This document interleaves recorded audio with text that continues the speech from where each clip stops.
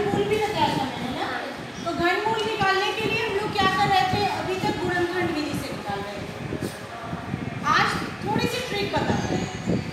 Trick से होगा क्या, करना तो हमें गुणा करके ही चेक करना है, लेकिन आप तुरंत निकाल लेंगे 6 अंक की संख्याओं तक का घनमूल, और जब आप निकाल लेंगे तो उसको आप जांच कर लीजिएगा 3 बार गुणा करके, ठीक है। तो इतना जानने के लिए आपसे मैंने कहा था कि ये चार्ट याद रखिए, 1 से लेके 10 तक का घन याद रखिए। अब आपको अगर 5 का घन 125 मालूम है तो 125 का घनमूल 5 हो जाता है। इसको याद रखने का मैं एक तरीका बताती हूँ, ध्यान से देखिएगा। देखिए जो 1 है इसका 1 होता है, तो 1 का घनमूल भी 1 हुआ, फिर 2 का घन 8 होता है ना, 3 का अंत में 7 होता है, 27 है तो इकाई अंत में 7 है। ये तो आपको याद रखना है।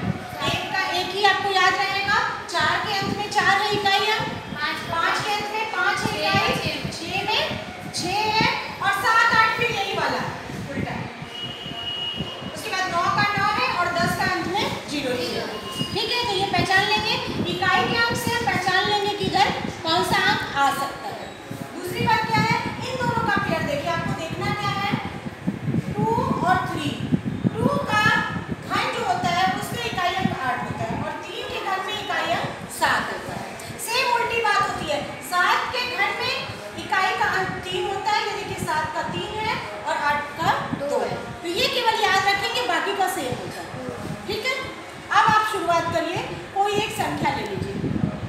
मान लीजिए कि आपने कोई संख्या ली है, आपके बुक में है ये वाला सवाल 74088 है ना, ये वाला बुक में सवाल, इसका घनमूल निकालना है।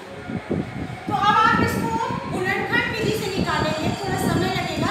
ट्रिक क्या है, सबसे पहले आप इन तीनों अंक को देखिए, ये 3 घन में 3 भुजाएं होती हैं, तो आप ये तीनों अंक पहले इकाई दहाई से हटा के देखिए, कितना इसकी इकाई में क्या है, 8 है, 8 है, इकाई में 8 है। तो ये देखिए किसका है, ये घन 2 का घन है, यानी इसका घनमूल 2 होगा। तो इन तीनों संख्या की जगह हम क्या लिख देंगे, 2, इसका हम इन तीनों की जगह हम क्या लिख दिए, 2। अब इधर कितना बच गया, ये दोनों, ये 2 संख्या क्या बची, 74। 3 अंक तो आप खत्म कर चुके, यहाँ बच गया 74, 74 यहाँ से देखिए किससे कम, 74 से कम, 74 से एबव 125, उससे कम 64 दिख रहा है ना, 64 का घन क्या है, 4। तो इसका मतलब कि इसके घनमूल में यहाँ एक में 4 होगा, 42। अब हम इसकी जांच करते हैं, हमारा ये सवाल सही है कि नहीं।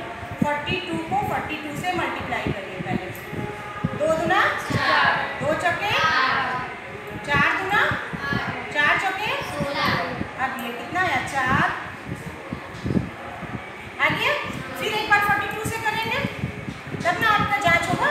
तो इसका पहले क्यूब करेंगे, 2 से किए 2 चौके 8, 2 चौके 12 का 2 1, तो 1 15 का 5 1 2 1 2 1 3। फिर 4 से करिए, 4 चौके 16 का 6 1, 4 छके 6 चौके 24 का 1, 25 का 5 2, 7 चौके 28, 29 का 0 3, 4 3 7। देखिए सही है, हाँ। जोड़ना है, ठीक है। अब जोड़िए, 8 6 2 8 5 5 10 का 0 1 3 1 4।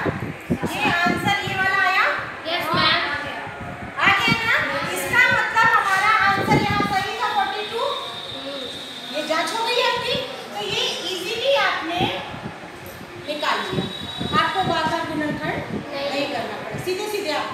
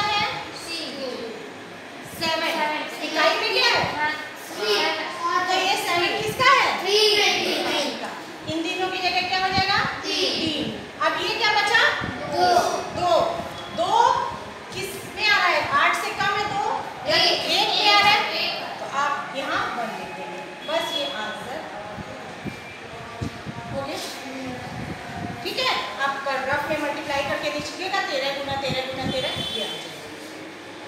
समझ गए?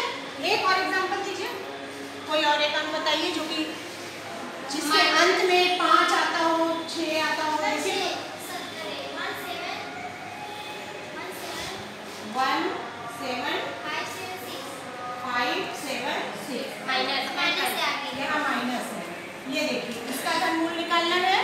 अब आप ये तीनों अंक को देखिए, इन 3 की जगह आप क्या लिखेंगे? अंत में 6 है तो 6 लिखेंगे। 6 वाले में क्या होता है? 6। बच गया कितना यहाँ? 17। 17 किससे कम है? 27 का 17 से 8 यानी 2, तो ये -2, ये आंसर है।